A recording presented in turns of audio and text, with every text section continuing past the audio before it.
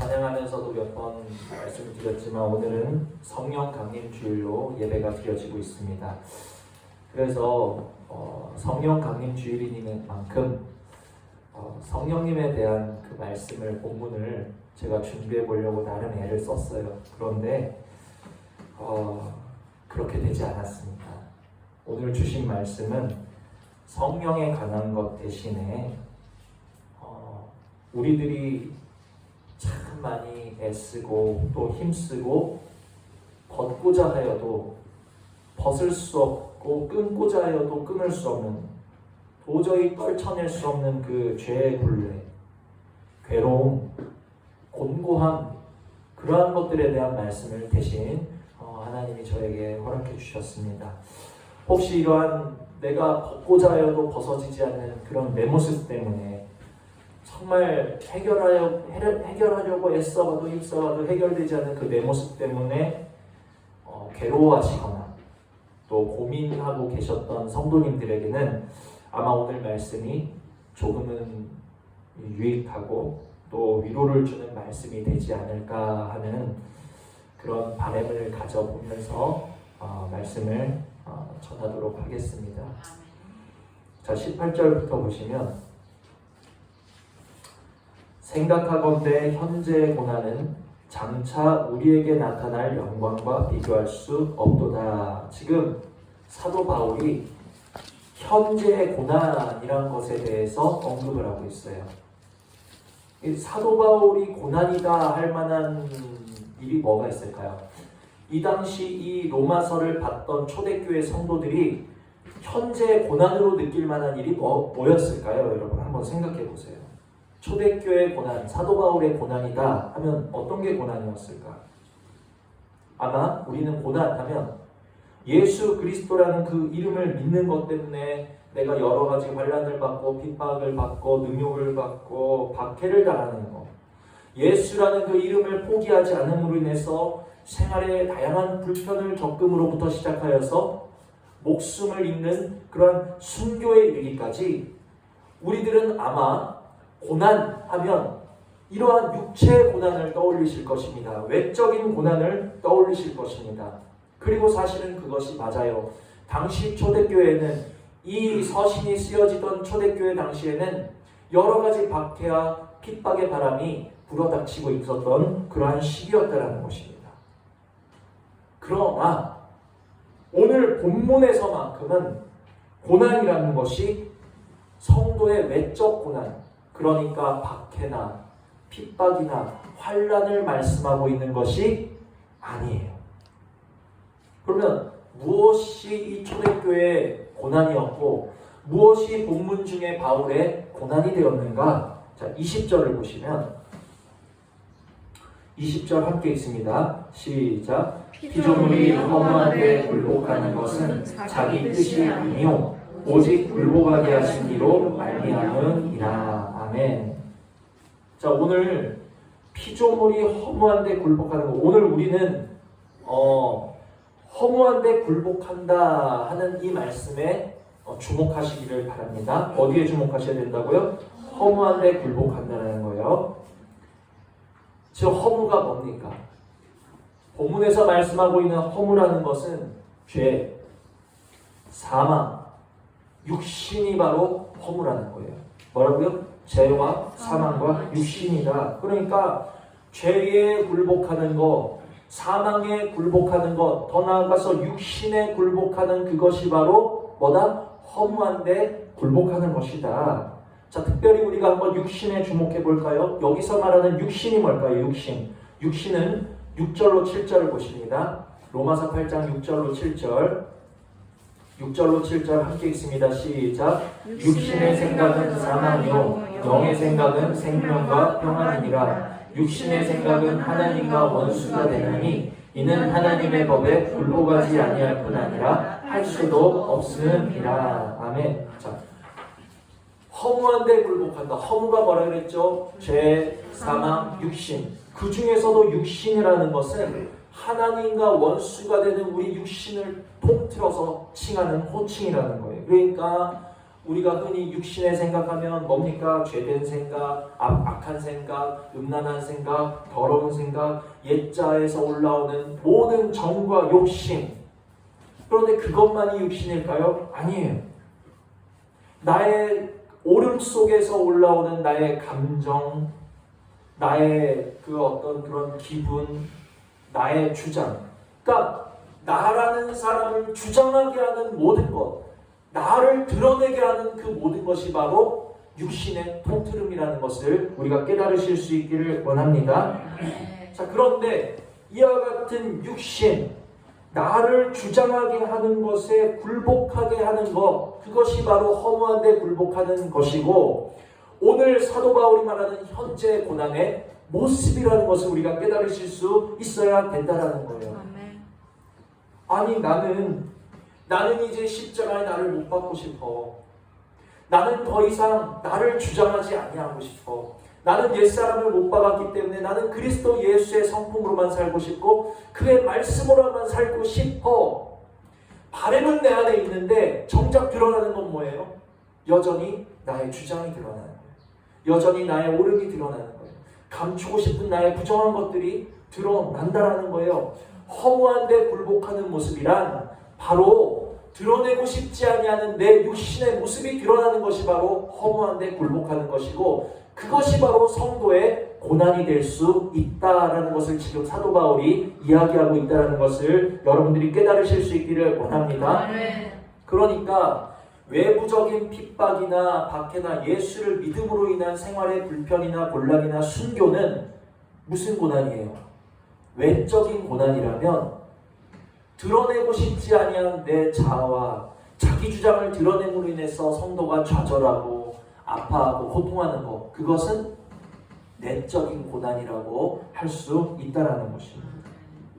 갈라디아서 5장 24절을 보면 하나님의 사람들, 예수의 사람들이 모습이 소개가 되어 있는데 그리스도 예수의 사람들은 어떤 사람들이요? 육체와 함께 그 정과 욕심을 십자가에 못 박았느니라. 그것이 그리스도 예수의 사람들이라. 하나님의 아들 예수를 믿음으로 구원받은 하나님의 자녀들이라면 옛자와 정과 욕심과 내 속의 모든 욕심을 십자가에 못 박기를 원하지, 그러한 것들을 드러내고 자랑하고 그러한 것들을 나타내면서 내 허무한 육신을 자랑하는데 굴복당하는 것을 원하지 않는다라는 거예요. 원하지 않는다라는 거예요. 자, 그러나 7장을 보십니다. 로마서 7장 21절로 24절, 로마서 7장 21절로 24절 함께 읽습니다. 그러므로 내가 한 법을 깨달았노니 곧 선을 행하기 원하는 나에게 악이 함께 있는 것이로다. 내 속사람으로는 하나님의 법을 즐거워하되 내 지체 속에서 한 다른 법이 내 마음의 법과 싸워 내 지체 속에 있는 죄의 법으로 나를 사로잡는 것을 보는도다. 오호라, 나는 공고한 사람이로다. 이 사망의 몸에서 누가 나를 건져내랴. 아멘. 이게 누구의 말이에요 지금? 바울의 말이에요. 오호라, 나는 공고한 사람이로다. 뭐가 공고해?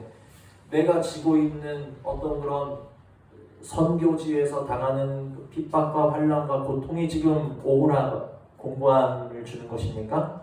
그게 아니고 내 속에는 정말 벗어버리고 싶고 완전히 못 박아버리고 싶고 뽑아버리고 싶은 죄의 성질, 육신의 성질, 나의 오름을 드러내는 성질, 내 동역자와 다투게 되고 싸우게 되는 그런 성질, 나를 드러내는 것들, 나를 주장하는 것들을 사도 바울은 뽑아버리고 싶은데 그 뽑히지 아니하는 자신의 모습이 나를 곤고하게 하고 괴롭게 하고 오호라를 외칠 수밖에 없다. 마음은 저도 그래요. 제가 정말 싫어하는 것 중에 하나가 제 모습을 사람들 앞에서 드러내는 것입니다. 저는 정말 제 모습을 드러내고 싶지 않거든요. 감추고 싶어요.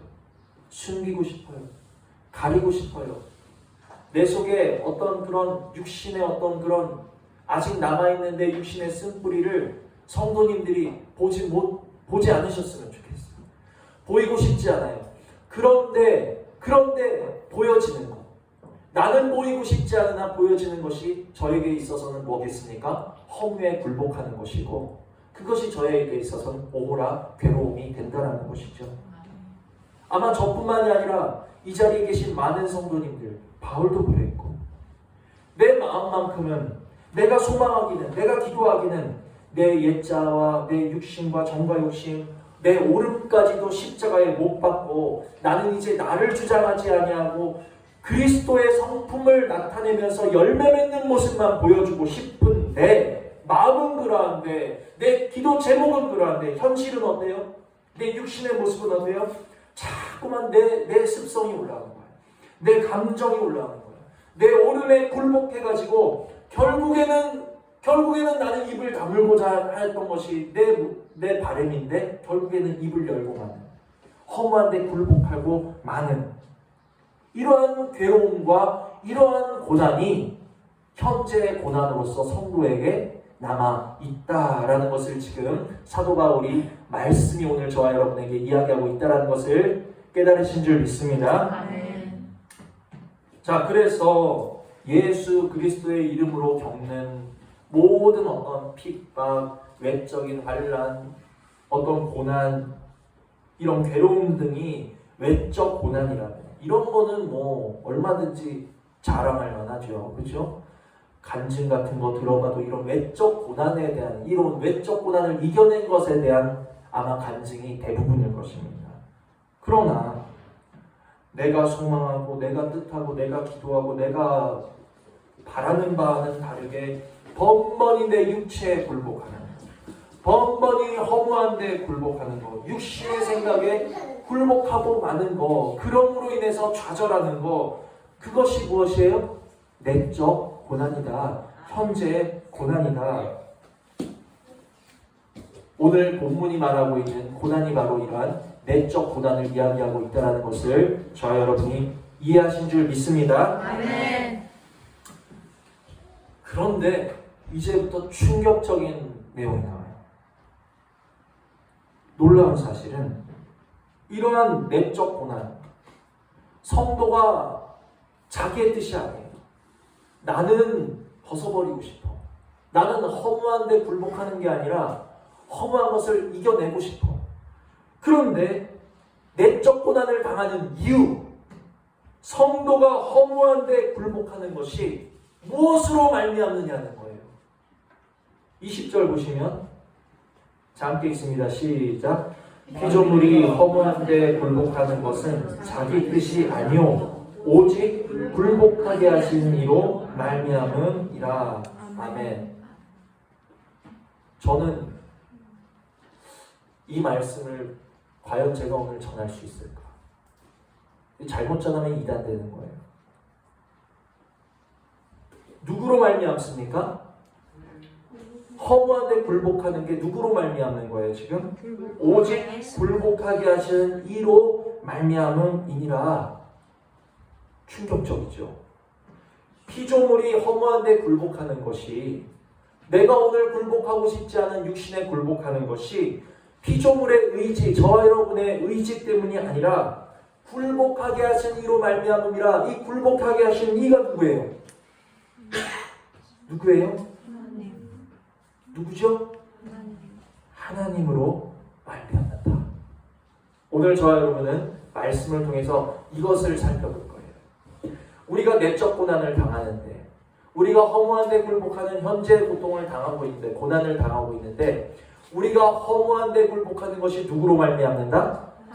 하나님으로 말미암았다. 이건 짚고 넘어가야 될 문제라는 거예요. 그래서 오늘 우리가 말씀을 통해서 이 사실을 짚고 넘어갈 때 여러분들에게 평안이 임하시고 위로가 임하시고 은혜가 임하는 시간이 될 줄 믿습니다. 아멘. 자, 그러면 왜 하나님께서는 우리로 하여금, 하나님의 자녀된 우리로 하여금 허무한 데 굴복하게 하는 것일까?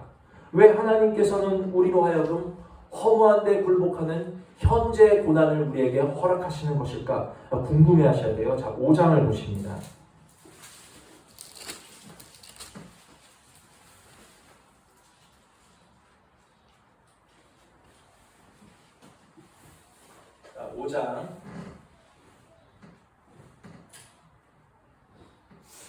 5장 18절로 19절 5장 18절로 19절 함께 읽습니다. 시작. 그런즉 한 범죄로 많은 사람이 정죄에 이른 것 같이 한 의로운 행위로 말미암아 많은 사람이 의롭다 하심을 받아 생명에 이르렀느니라.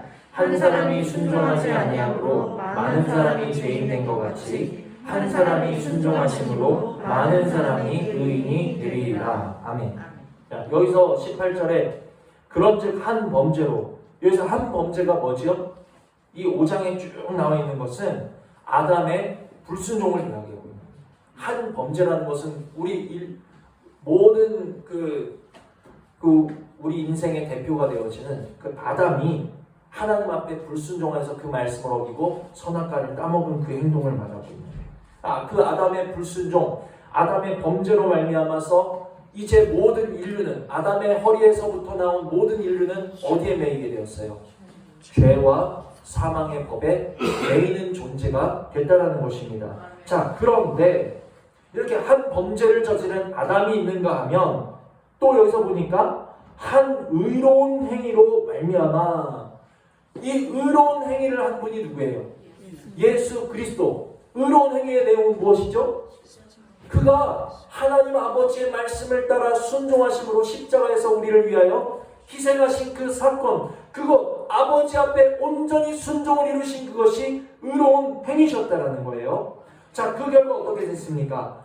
아담의 범죄로 인하여서 모든 인류가 죄와 사망의 법에 매이게 됐다면 이제 그리스도의 순종과 희생, 그 의로운 행위를 통해서 그리스도의 십자가 죽으심과 부활이 나의 사건이라는 것을 믿는 하나님의 자녀들에게는 어떤 일이 일어났어요?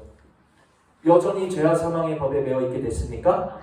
그것이 아니고 8장 2절을 보시면 8장 2절 함께 읽습니다. 시작. 이는 그리스도 예수 안에 있는 생명의 성령의 법이 죄와 사망의 법에서 너를 해방하였습니다. 아멘. 할렐루야. 아멘. 예. 아담으로 인해서 모든 인류가 죄와 사망의 법에 매이게 됐다면 예수 그리스도로 인해서, 더 정확히는 예수 그리스도의 그 모든 의로운 행위가 나의 행위라는 것을 믿는 사람은, 내가 그리스도와 함께 죽고 내가 그리스도와 함께 살았다는 것을 믿는 사람, 내가 주님과 합하여 그 모든 일이 이루어졌다는 것을 믿는 사람은 더 이상 죄와 사망의 법에 매여 있는 상태가 아니다. 해방이 되었다. 해방된 것을 믿으시기를 바랍니다. 그런데 여기서 중요한 의문이 생기는 거예요. 분명히 8장 2절은 우리가 해방되었습니다 라고 말씀을 하고 있는데 왜 8장 20절에는 우리가 허무한 데 굴복한다라고 이야기하는 것이죠? 우리는 해방된 사람들인데. 아니, 예수님이 오지 않으셨다면 이 말씀이 이해가 돼요. 우리가 예수님이 오지 않으셨으면 우리가 죄와 사망의 법에 여전히 매여있는 존재라는 게 이해되는데, 예수 그리스도가 오셔서 우리가 그 사건을 믿음으로 우리는 어떻게 됐어요? 해방이 됐다라는 거야. 그런데 왜 우리는 아직까지 허무한 데 굴복하느냐는 거야. 말이 좀 앞뒤가 안 맞지 않습니까? 아니면 역시 우리는 아직도 죄에서 해방되지 않는 상태인 걸까요?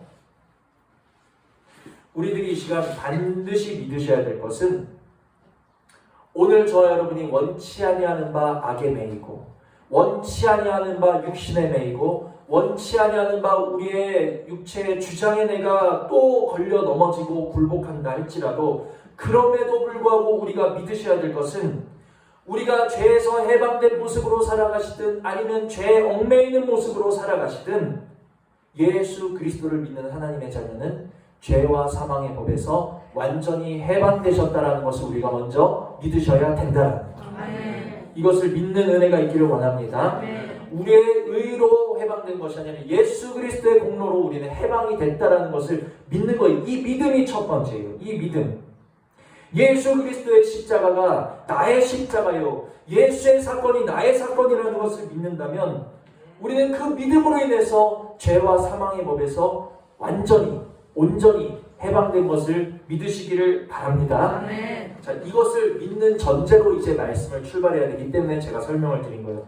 제가 지금까지 설명드린 거 다 이해하시죠? 아멘. 자, 그렇다면 죄와 사망에서 완전히 해방되었다는 내 삶에 또다시 의문이 들어가는 거예요.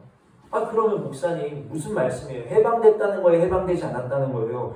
왜 여전히 나는 허무한 데 굴복하냐는 거예요? 왜 나는 죄에 매이죠? 왜 나는 육신에 매이죠? 왜 하나님은 내가 허무한 데 굴복하게 하신다라는 이런 알 수 없는 말씀을 남기신 것이죠? 자, 우리가 이제부터 이걸 살펴볼 거라는 거예요. 골로새서를 보십니다.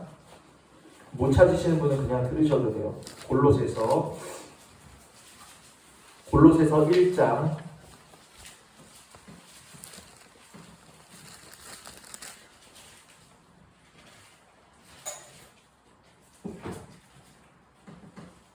골로새서 1장 24절.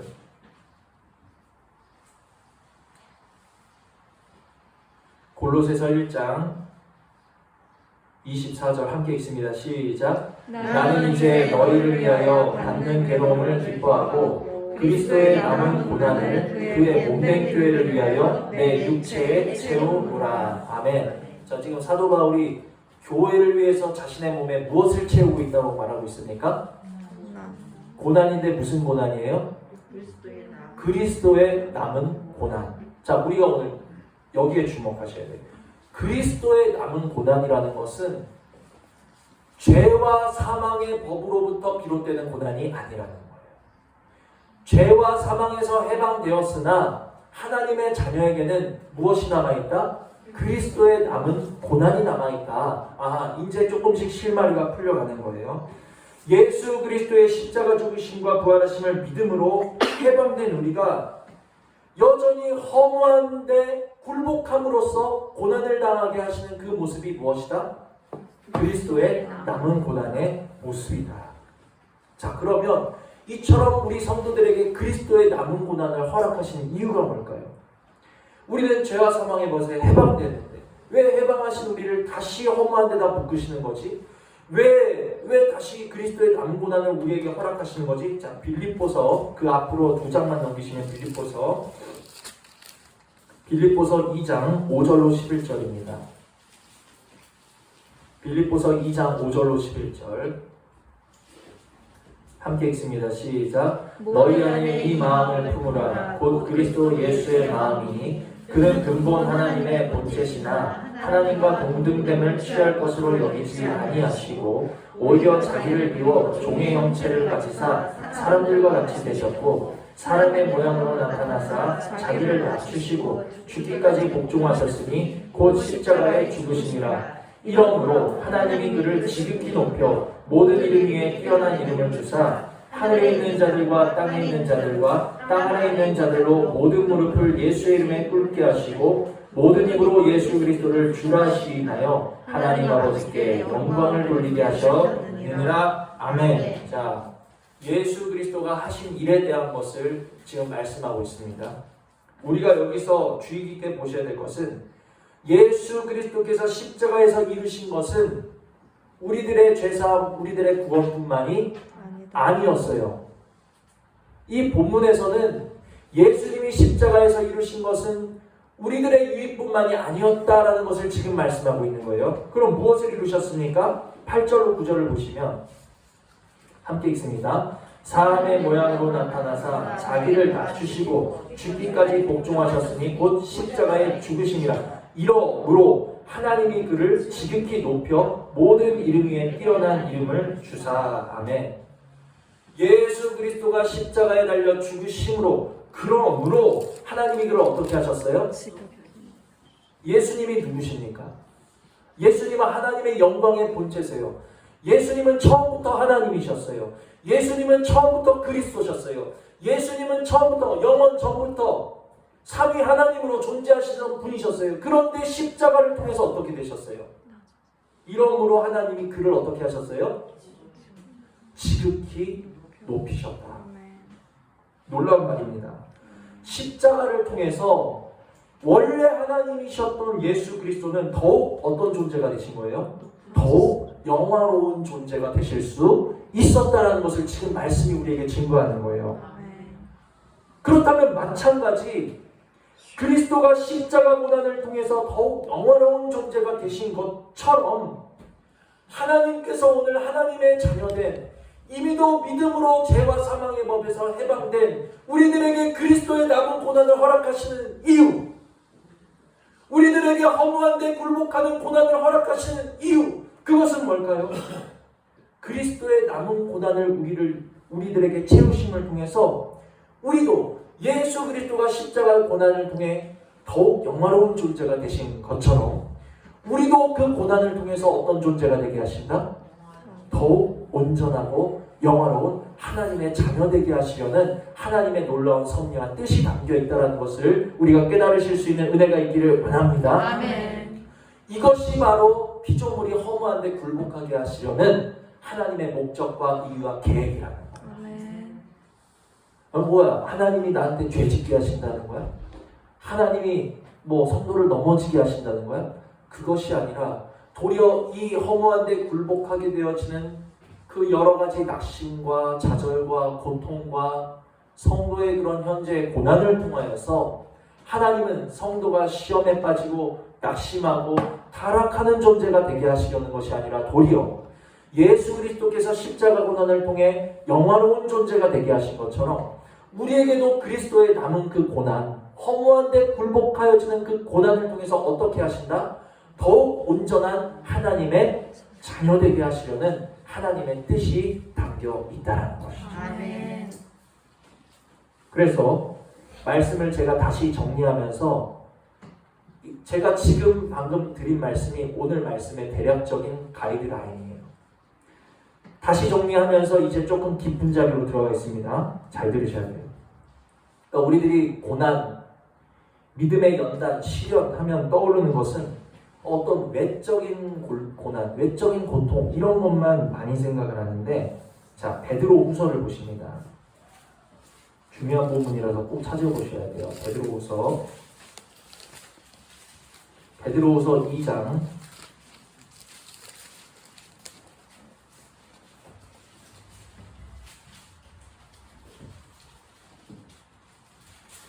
베드로후서 2장 7절로 8절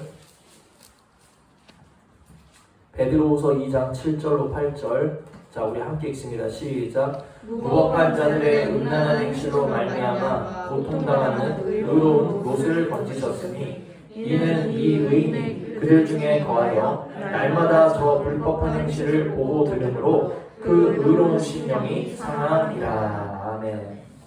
자, 이게 소돔과 고모라를 멸할 때 그 당시에 롯의 관점에서 지금 말씀이 기록된 것이죠.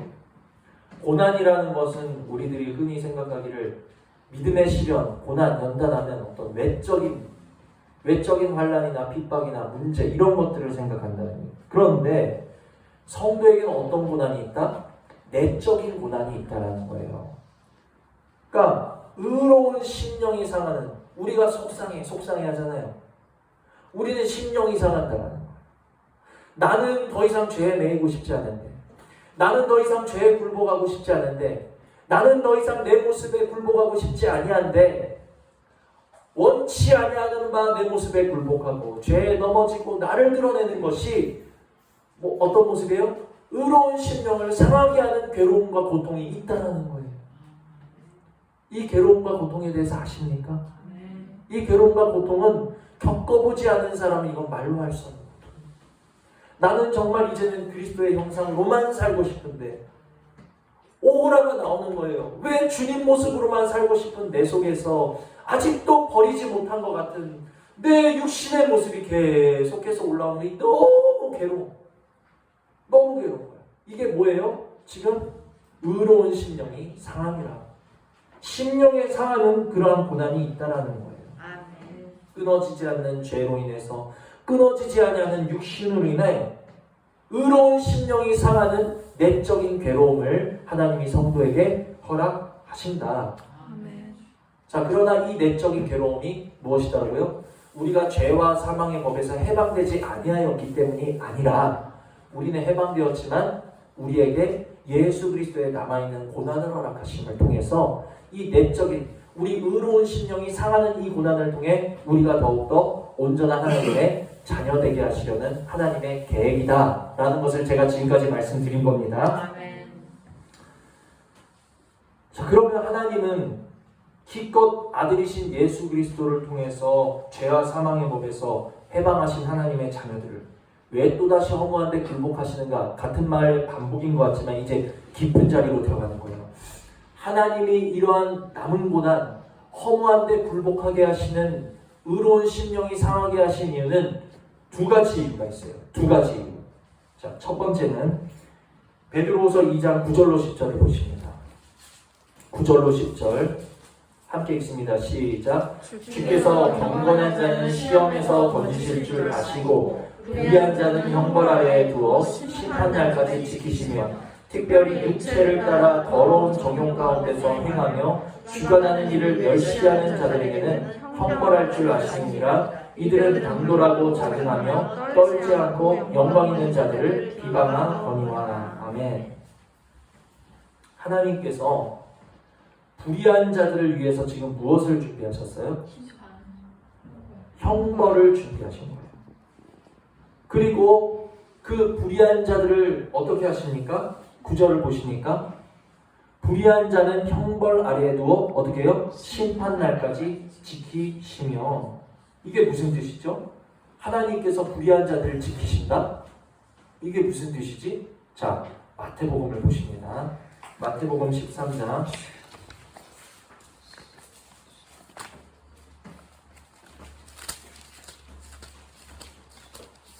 마태복음 13장 24절로 30절. 마태복음 13장 24절로 30절. 이제 거의 다 본문은 다 찾았어요.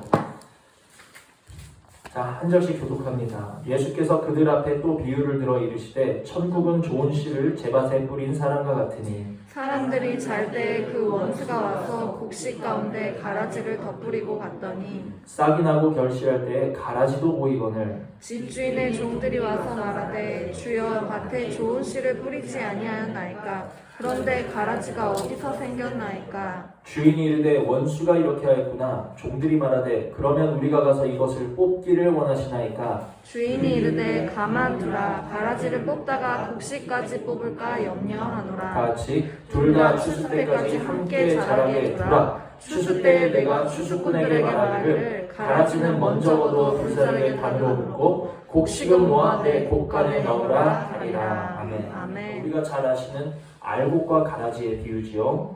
25절을 보시면 원수가 와서 사람들이 다 잘 때 원수가 와서 뭘 뿌리고 갔어요? 가라지를 뿌리고 간 거예요. 자, 이제 곡식들이 자라게 됩니다. 시간이 흘러서 자라는데 보니까 싹이 나고 이제 결실을 하려고 보는데 곡식들 사이에 뭐가 보여요? 가라지가 보이는 거예요. 그러니까 이제 종들이 와서 주인에게 주인님, 곡식 가운데 가라지가 있네요. 어떻게 할까요? 저 우리가 들어가서 뽑을까요? 종들이 그렇게 얘기하네요. 뽑을 거예요? 얘기하니까 주인이 뭐라고 얘기합니까? 다 뽑아라. 하나도 남김없이 뽑아라 이렇게 합니까? 그게 아니라 29절 30절 보니까 둘 다 어떻게 해요? 추수 때까지 함께 자라게 두라. 둘 다 함께 자라게 두라는 거예요. 가라지를 뿌린 것은 누구예요? 가라지를 뿌린 것은 원수인데 자라도록 허락하신 분은 누구지요? 하나님. 주인 하나님 아버지시라는 거예요. 가라지를 뽑지 않은 것은 추수 때까지 가라지를 뽑지 말라고 하신 것은 하나님께서 주인께서 가라지를 아끼기 때문입니까? 가라지를 아끼기 때문이 아니에요. 알곡을 아끼기 때문이고 추수 때까지 뽑지 않는 이유는 가라지는 언제 불사르려고? 추수 때에 불사르려고. 그러니까 이게 우리가 베드로후서에서 읽었던 것처럼 형벌을 위해서 끝날까지 지키심을 받는다라는 말이 바로 이 뜻이라는 거예요. 이해가 되십니까? 네. 그러면 이 가라지는 누굴까요? 형벌을 위해서 끝날까지 지키심을 받는 가라지는 누굴까요? 그리스도를 믿지 아니함을 통해 여전히 세상과 죄의 법 아래 매여 있는 사람, 육체에 매여 있는 사람, 마귀와 세상에 매여 있는 사람, 허무한 데 굴복하게 하는 것을 슬퍼하는 것이 아니라 애통하는 것이 아니라 도리어 허무한 데 굴복하는 것을 자랑하면서 하나님을 비방하는 자들, 그들이 바로 베드로후서 아까 우리가 읽었던 2장 10절에 하나님을 비방하는 자들의 모습, 끝날까지 형벌당할 날까지 지키심을 받는 자들의 모습이라는 거예요. 하나님께서 왜 피조물들을 허무한 데 굴복하게 하시느냐? 첫 번째는 심판날의 가라지를 확실하게 구별하시고 가라지를 확실히 불사르시기 위한 하나님의 계획이 있다라는 것을 우리가 깨달으실 수 있는 은혜가 있기를 원합니다. 아멘. 허무한 데 굴복시키심을 통해 누가 허무한 것을 자랑하는지, 누가 허무한 데 굴복당하는 중에 하나님을 비방하는지 하나님께서 분별하시고 갈라내시는, 가라지를 분별하시려고 허무한 데 굴복을 시키시는 이유가 첫 번째 있다는 겁니다. 아멘. 두 번째 이유, 허무한 데 굴복하게 하시는 두 번째 이유는 알곡들에게서 찾을 수 있습니다. 가라지가 여전히 아담의 법 아래, 죄와 사망의 법 아래 매이고 세상과 마귀에게 매이고 주님을 믿지 아니함으로 하나님을 비방하는 자들이라면 알곡은 누굴까요? 예수 그리스도를 믿는 믿음으로 죄와 사망의 법에서 완전히 해방된 구원받은 하나님의 자녀들이 알곡인 줄 믿습니다. 아멘. 이것은 일어난 사건이에요. 아멘. 앞으로 알곡될 사람들이 아니라 믿음으로 이미 알곡된 사람들을 알곡이다라고 이야기를 하고 있는 거예요. 아멘. 아까 롯이 소돔성에 살면서 어땠다 그랬죠? 소돔성은 낙원과 같다라고 그랬습니다. 비옥하다 그랬습니다. 그 낙원과 같은 곳에 살면서 롯이 어땠죠? 좋았겠죠? 즐거웠겠습니까? 아까 베드로후서 보니까 그 소돔 사람들의 불법한 행실을 그가 보고 들으면서 그 소돔 중에 롯이 거하면서 그 소돔 사람들의 죄와 악행을 날마다 보고 들으면서 롯의 심령이 어떻게 된다 그랬죠? 상하게 되었다. 롯의 심령이 괴로웠다는 거예요. 마찬가지로 알곡들 역시 지금 딱 롯 같은 상황인 거예요. 알곡들 역시 자기들 가운데 뿌려져서 함께 자라나는 가라지를 보면서 어떻겠어요? 자기들과 함께 자라나는 가라지, 왜 내 옆에서 가라지가 자라는 거야? 가라지를 보면서 알곡 역시도 상하고 괴롭고 고통을 당했다는 거예요. 이거 가라지 이거 확 뽑아낼 수도 없고 알곡이 가라지 뽑을 수 있어요? 못 뽑아요. 볼 수밖에 없는 게 너무 괴로운 거예요. 자, 마찬가지로 오늘 예수 그리스도를 믿음으로써 죄와 사망의 법에서 해방된 하나님의 자녀들, 알곡된 우리 심령 가운데도 뭐가 뿌려져 있다? 가라지. 가라지가 뿌려져 있다. 가라지가 뿌려진 거예요. 내 힘으로 뽑을 수 없는, 내 힘으로 재버릴 수도 없는, 힘써봐도 애써봐도 어쩔 수 없는, 어쩌면 추수 때까지 그냥 계속 끌어안고 가야 될지도 모르는 그 가라지. 우리 마음에 덧뿌려 놓은 것은, 구원받은 우리의 심령에 해방된 우리에게 덧뿌려 놓은 것은 마귀지만, 원수지만 함께 자라도록 두라라고 허락하신 분은 누구예요? 하나님 아버지. 함께 자라도록 두라. 이것이 바로 허무한데 굴복하도록 하나님이 허락하셨다는 것과 같은 말이라는 것을 저 여러분이 깨달으신 줄 믿습니다. 아멘. 이처럼 알곡된 우리가 울어봐도 소용이 없고 참아봐도 애써봐도 뽑아지지 않는 뭐가 있다? 가라지가 있다는 거예요. 허무한데 굴복하는 모습이 있다는 거예요. 허무한데 굴복하는 가라지 같은 내 모습을 봐야 되는 것이 하나님의 자녀들에게 있어서는 뭐가 되는 거예요? 심령의 상함, 괴로움, 고통이 된다는 거예요. 이처럼 하나님께서 피조물이 허무한데 굴복해 하시는 두 가지 이유가, 첫 번째는 가라지는 더욱더 확실히 가라지로 드러나도록 하시는데 그 이유가 있고, 가라지는요 허무한데 굴복할 때 상할까요? 상하지 않을까요? 결코 상하지 않습니다. 가라지는 내 육신에 드러나는 일, 내가 세상에 나가는 일, 내가 육체의 정욕과 짝하는 일에 있어서 결코 심령이 상하지 않아요. 가라지가 가라지 보면서 상하겠습니까? 도리어 동료를 만난다고 즐거워하면서 즐기면서 더 방만하게 행동을 하는 거예요. 마지막 날까지 그런 식으로 지키심을 받는 거예요. 자, 그런데 알곡된 심령들도 허무한데 굴복하면서 어떻게 돼요? 마음이 상한다. 허무한 육신에 굴복하는 가라지 같은 내 모습을 보면 그냥 가라지와는 달리 하나님의 자녀들은 어떻게 되는 거예요? 그 모습에 가라지가 내 가운데서 자라나는 그 모습을 보면서 고통하고 가슴치고 애통할 수밖에 없는 것이 하나님 자녀들의 모습이다. 자, 그러면 이제 근본적인 질문에 들어갈게요. 그러면 하나님은 왜 허무한데 가라지가 허무한데 굴복하게 하신 건 상관없는데 왜 알곡까지 허무한데 굴복하게 하심으로써 알곡들의 마음을 상하게 하실까? 자, 이제 본문 마지막으로 돌아오십니다. 본문으로 돌아오시면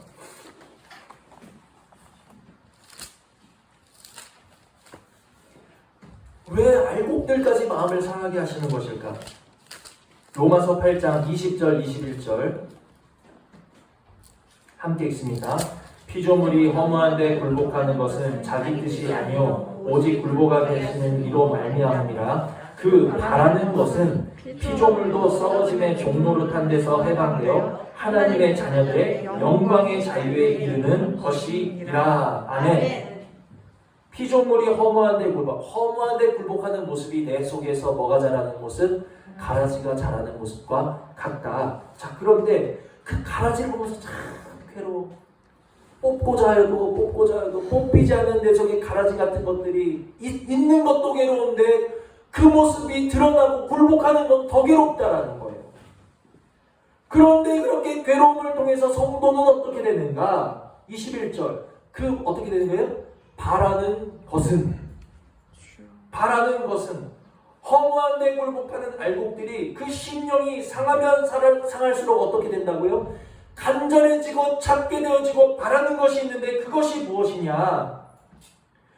썩어짐의 종노릇한 데서 해방되어 하나님의 자녀들의 영광의 자유에 이르는 것이니라. 할렐루야. 아멘. 우리들의 심령이 상하면 상할수록 우리는 뭘 소망하게 되는 거예요? 영광의 자유에 이르기를 더 간절히 바라고 찾고 사모하게 되는 자녀들의 모습이라는 사실을 깨달으실 수 있는 은혜가 있기를 원합니다. 아멘. 심령이 상할수록 나는 더욱더 자유를 갈망하는 거예요. 아멘. 빨리 육신에서 내가 해방되기를 소망하는 거예요. 아멘. 이것이 알곡이요, 이것이 구원받은 하나님의 자녀들의 모습이라는 거예요. 아멘. 그러니까 내가 자유하고 싶다. 나는 정말 이 죄된 몸에서 해방되고 싶다. 나는 자유하고 싶다. 자유를 소망하고 사모하고 갈망하게 되니까 그 심령들이 어디로 가게 되겠습니까? 자유를 찾아 헤매는 심령들이 어디로 가게 되겠어요? 요한복음 8장 32절 진리를 알지니 진리가 너희를 어떻게 해요? 자유롭게 하리라. 아멘. 할렐루야. 아멘. 진리를 알지니 진리가 너희를 자유롭게 한대. 진리만이 나를 자유롭게 하는구나. 아멘. 진리만이 오늘 나의 공고한 마음과 육신을 자유롭게 할 수 있구나. 아멘. 하나님 자녀의 모습은 내가 허무한데 굴복하면 할수록 내 속에 가라지를 보면 볼수록 무엇을 갈망하게 되는 거예요? 자유를 갈망하게 되고 내가 자유를 갈망하면 갈망할수록 진리시요 진리의 영 되시는 그리스도께로 하나님의 말씀으로 더 가까이 나가게 되는 거, 이것이 바로 구원받은 하나님 자녀들의 모습이라는 사실을 깨달으실 수 있는 은혜가 있기를 주님의 이름으로 축복을 드립니다. 아멘. 이것을 위해서 하나님께서 성도들에게 허무한데 굴복하는 아픔, 의로운 심령의 상함, 그리스도의 남은 고난을 허락하신 이유가 여기 있구나. 아멘. 다 깨달으신 줄 믿습니다. 아멘. 하나님의 말씀을 정리하면 허무한데 굴복하는 일을 모든 피조물들이 똑같이 겪게 되는데 그 중에 가라지, 죄와 사망의 법에서 아직 예수를 믿지 아니함으로 해방을 경험하지 못한 가라지들은 허무한데 굴복하는 일이 자랑스러운 거예요. 기쁜 거예요. 하나님을 비방하게 되는 거예요. 그러므로 가라지는 더욱더 가라지의 모습으로서 끝날까지 보존이 되게 되는 것이고, 허무한데 굴복하는 그 알곡된 심령들은 내가 허무한데 굴복하면 할수록 나는 그리스도의 형상으로 살고 싶은데, 나는 예수의 모습으로 살고 싶은데 드러내고 싶지 아니하는 나의 육신의 모습이 내 안에 보이고, 그것이 밖으로 드러날 때는 괴로워서 견딜 수가 없는 거예요. 그 모습이 드러나면 드러날수록 어떻게 된다? 간절히 바라게 되어지고 사모되게 되어지는데, 무엇을 사모하는가? 자유를 사모하게 되고 진리를 사모하게 되고 그리스도를 사모하게 된다. 아멘. 이것이 하나님 자녀들의 알곡된 모습이다 하는 것을 말씀을 드렸습니다. 아멘. 23절. 그뿐 아니라 우리, 곧 성령의 처음 익은 열매를 받은 우리까지도. 여기서 우리가 누구예요? 우리는 이 말씀을 쓰고 있는 사도 바울을 이야기합니다. 또 예수님의 제자들, 사도들을 이야기하고 있습니다. 초대교회 불과 같은 성령 세례를 받았던, 처음 성령을 받았던 초대교회 성도들을 지금 이야기하고 있는 거예요. 자, 이들 역시도 지금 뭐 하고 있어요? 속으로 탄식하고 있구나. 우리만 허무한데 굴복하는 게 아니라 성령의 처음 익은 열매를 받은 사도들과 바울과 초대교회 성도들까지도 허무한데 굴복함으로 인해서 속으로 탄식합니다. 아멘. 탄식하고 있다는 거예요. 오늘 하나님의 말씀은 너희들이 허무한데 굴복하는 것은 너희의 의지의 부족함 때문이 아니다. 너희들의 부족함 때문이 아니다. 너희가 속으로 탄식을 함으로 인해서 어떻게 되는 거예요? 속으로 탄식하여 양자 될 것, 하나님의 아들 될 것, 곧 우리 몸의 속량을 그들도 기다린다. 아멘. 아니, 사도 바울도 제자들도 허무한데 굴복하게 하심으로 인해, 그리스도의 남은 고난으로 인해, 그 의로운 심령의 상함으로 인해서 아들됨을 바라게 되고 속량함을 바라는 자리로 더 가까이 날마다 그리스도의 십자가 보혈을 바라는 자리로 더 가까이 나가게 되는데, 하물며 저와 여러분이 십자가로 가까이 나가지 않고 배길 수 있겠냐는 거예요. 아멘. 오늘 우리 속에서 허무한 것에 굴복하는 모습이 보일 때 더욱더 하나님 앞으로 나아가실 수 있는 은혜가 있기를 주님의 이름으로 축복을 드립니다. 아멘. 우리 속에 허무한 것이 굴복하게 하실 때, 서로에게서 그러한 모습이 보일 때, 정목사에게서 그러한 모습이 보이고 여러분에게서 그러한 모습이 보일 때, 또 왜 저렇게 굴복해? 우리 목사님은 왜 저렇게 굴복해? 왜 저렇게 약해? 저 성도 누구는 왜 저렇게 또 넘어지고 굴복하고 약해? 그게 아니라, 저를 하나님이 굴복하게 하셨구나. 아멘. 저를 더욱 간절하게 하시는구나. 아멘. 하나님이 저를 더욱더 진리 가운데로 부르고 계시는구나. 아멘. 우리가 서로와 서로를 이해할 수 있는 주의 자녀를 다 되실 수 있는 은혜가 있기를 주님의 이름으로 축복을 드린다. 아멘. 그래서 말씀을 마칩니다. 오늘 우리는 16절을 보시면 성령이 친히 우리의 영과 더불어 우리가 하나님의 자녀인 것을 증언하시나니. 아멘. 그래도 성령 강림절이니까 성령님 한 번은 나와야죠. 26절. 이와 같이 성령도 우리의 연약함을 도우시나니. 아멘. 아멘. 근데 이 성령님이 어디서 역사하시는 거예요? 뭘 신령? 어디 그냥 성령님 해서 구름같이 뭐가 둥둥 떠다니면서 너는 자녀다, 우리의 연약함을 도와주십니까? 그게 아니라 성령님이 오늘 제 안에, 성령님이 오늘 여러분 안에서 역사하시는데 어떻게 역사하시는가? 허무한데 굴복하는 내 옆사람, 내 이웃, 오늘 성도에게 아니야, 너는 하나님의 자녀야. 아멘. 그게 성령이 하시는 일이에요. 아멘. 내 연약한 옆사람을 보면서 그를 위해 간구하고 중보하는 거, 그게 성령이 하시는 일이라는 거예요. 그렇게 역사하시는 성령님, 그 성령님 안에서 우리가 서로를 중보하고 우리가 서로를 위하고 험한데 굴복하고 넘어지는 내 옆사람을 바라보면서 그를 위로하고 그를 다시 일으켜주고 우리가 다 함께 합력하여서 간절히 주님을 사모하는 그 자리로 나아갈 때, 우리가 허무한데 굴복하는 그것을 하나님은 어떻게 사용하시는가? 28절. 마지막으로 우리 다 같이 28절 읽고 말씀을 맺습니다. 28절 시작. 우리가 알거니와 하나님을 사랑하는 자, 곧 그의 뜻대로 부르심을 입은 자들에게는 모든 것이 합력하여 선을 이루느니라. 아멘.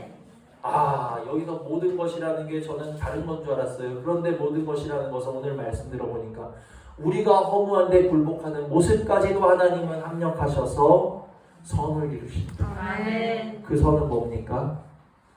하나님이 알곡된 우리 밭에 마귀가 가라지를 뿌리고 왔어요. 당장 뽑으라고 안 하셨어요. 그래, 마귀가 뿌려놓은 그 가라지를 우리가 허무한데 굴복하는 도구로 쓰이게 하시는 분은 하나님이시라는 거예요. 가라지가 자라나네. 근데 가라지만 자랍니까? 알곡도 자라는 거예요. 알곡도 자라는 거예요. 그래서 추수날 우리가 끝까지 서로가 서로를 붙들어주고 성령 안에서 성령의 행하심을 따라 우리가 서로의 자녀됨을 서로가 증거해주고 서로의 약함을 위해서 중보해주다가 마지막 날에 하나님의 전 앞에서 우리가 알곡이 되어 다 같이 만나실 수 있는 그 최고의 선이 우리 가운데 반드시 이루어지게 하신다. 아멘. 믿으실 수 있는 은혜가 있기를 주님의 이름으로 축복을 드립니다. 들으신 말씀 생각하시면서 잠시 기도하시겠습니다.